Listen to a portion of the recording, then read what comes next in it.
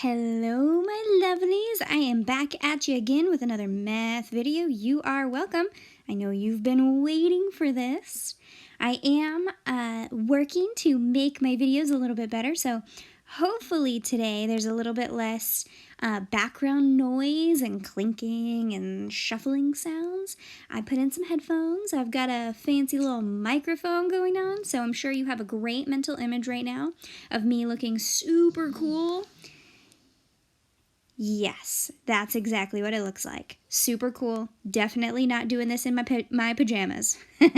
Okay, so now that you've had your little dose of your awkward teacher, let's dive into some math. Our goal today is we want to review checking our division with multiplication and estimation. In order to do this successfully, we must know our vocabulary. So we really need to know where our dividend is going to be in our division sentence, no matter how it's written, where our divisor is, and where our quotient is. This is something we're going to drill in and day out. So I've got my dividend here in blue. That is the 24. It's always the 24, no matter how I have the problem set up here, because it is the number being divided into small groups. It is divided equally, and so that is going to be this 24, 24, and the 24 right here.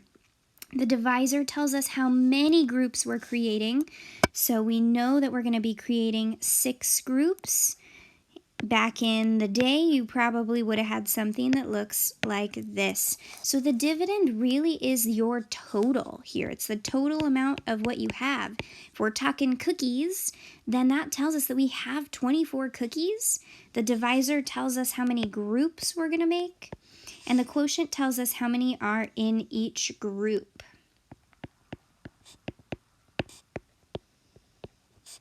I know that you guys know all of this conceptually. I just really want you guys to practice thinking about those words and how you can use those words as you're talking about math numbers, because as we're working on checking our work with multiplication, we're going to use a lot of words and phrases like, all right, now we're going to multiply the quotient by the divisor.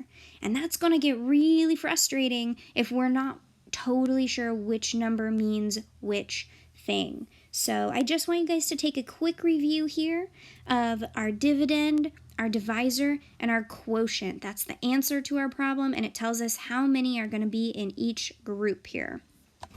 Our only other vocab word that we want to focus on today is down here. It is estimate or estimate, depending on how you are using it. Another strategy for checking our multiplication is to estimate our answer before we solve the problem. Usually we're going to do this with rounding. That's super important. You guys know it. We practiced it. We used number lines. It was awesome. You guys know how obsessed I am with number lines, so this is why, because they are coming back. They will never go away. So in this example, I just estimated and rounded these numbers. I rounded 24 to 20, and then normally we will round our numbers to the nearest 1 or 10, maybe 100, depending on what we're doing, but think about those numbers that you know really well, right? So estimating in this situation is really just to get us to numbers that are going to be easy to work with. Y'all know how to count by 5s, so estimating something to 5 is a great option. You guys know 2s really well. If your number's really close to 2, that's another great option. So really think about what numbers you can estimate to that you're really comfortable with, all right? It doesn't always have to be a factor of 10, so just know that. And then in this instance, if I were estimating my answer, 20 divided by 5 is 4. Well, that's awesome, because when I look at my actual quotient, it's 4. That is pretty confirming that I am doing this correctly. So we're going to dive in today, and I want to give an example of some division and how it's going to look when I check my work with both estimation and multiplication. You're going to have a couple videos today. We're going to start off nice and easy, and then we are going to slowly build up our numbers to bigger numbers. We're going to build up to some decimal numbers there toward the end. But let's start off really comfortably. Let's start off with 128 divided by 8. You guys know that we could also write this as an improper fraction, 128 over 8. And let's just take a look here. I want you to think about what step we should do first. Think about the different ways we're going to check our work today.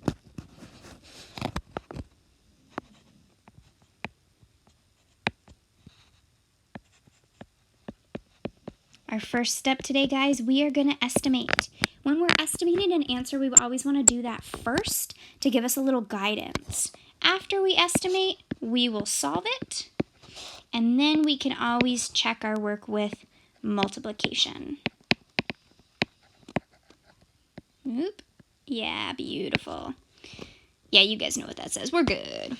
Alrighty, so let's pick a color because I'm having fun with colors today. And let's set this up. We know we need to put the dividend inside the division house. I'll give you a second to set up that problem. Looking at 128 divided by 8. How would we set up this problem? Go ahead and set it up. Yep, our dividend is going to be inside the house. And our divisor on the outside. Very nice. Another way to remember the dividend, guys, is it's always the number you say first. Whenever you read the problem, whether it's in fraction form, it's in the little house, or it's in just a regular division sentence, whatever number you say first is the dividend. The one you say second is the divisor. So let's just take a look here. Right away, you can say 8 goes into 1. How many times? We know... I totally messed up, guys. I didn't estimate. What am I doing? Yeah, I'm not going to recreate this video. We're just going to move on. I'm glad I remembered, though. Let's do some estimating. Yeah, we'll keep green. That's good. In order to estimate, I need to round my numbers. Please think in your head what you are going to round the dividend to. Go ahead and write it down once you have your answer.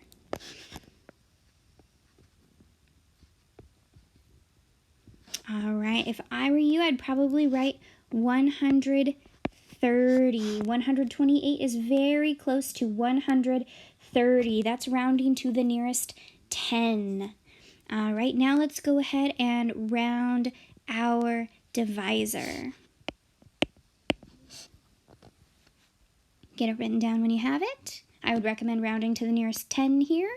8 rounded to the nearest 10 is 10. Very nice.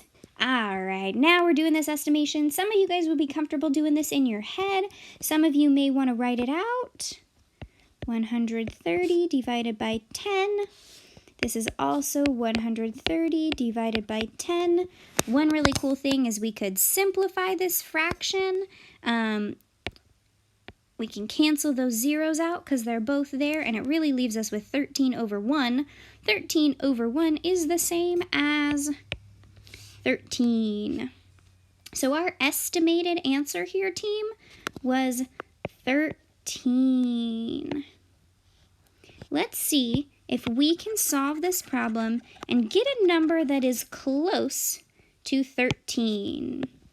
Put my little estimate symbol there. Man, I am rusty, guys. That's okay. Let's solve in blue. Alrighty, I'm going to draw my house. 128 for real this time. We got our dividend, our divisor. Alrighty, now we know that 8 cannot go into 1 any times. It is just not going to happen. You may like to put a 0 or a placeholder here. You don't have to. Just an option. We know it can't go into 1, so how many times can 8 fit into 12? Couple seconds to think about it. Yeah, that's just going to be 1 time. We know 2 times would be 16. That'd be too big. So 1 times 8 is 8. We need to do some subtraction. We're going to have 4 left over. Very nice. Now we got to drop this down. Drop it like it's hot. You guys know I am still goofy. All right, now we have to say how many times does 8 go into 48? All right, this is one of our math facts. I'll give you a few seconds to think about it. 8 times equals 48. All right, team members, if you said 6, that is correct. 6 times 8 equals 48. Do a little quick subtraction because we got nothing left. All right, so when we solved, we get 16. Now, right away we want to check and say, is that close to our estimate? 13 is pretty close to 16. It's not exact, so I might decide that I want to check my work with some multiplication. Oftentimes, you guys won't necessarily have to use all of these strategies, but for now, we'll do it. Alrighty, now here's the big one. What numbers do we need to multiply together to prove whether our answer is correct?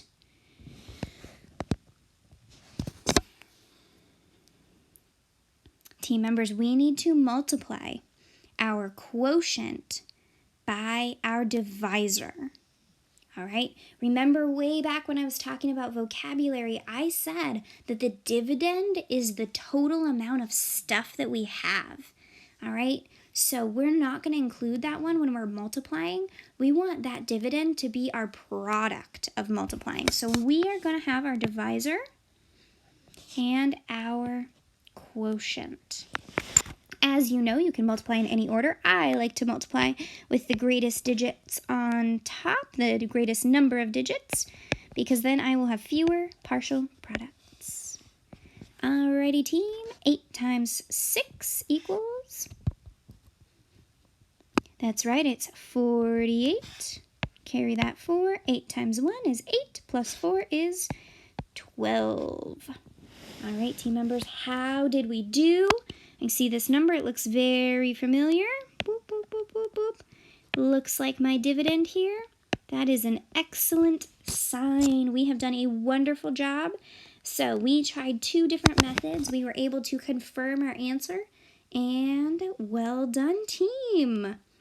Thanks for sticking with me. Despite my little awkward moments, I love it. I wish that I was doing all my awkward moments face-to-face in the classroom, but I guess you guys will just have to live with awkward moments over a weird, gridded whiteboard. Lucky. All right, I sure wish I could clip the end of this video and make it less awkward, but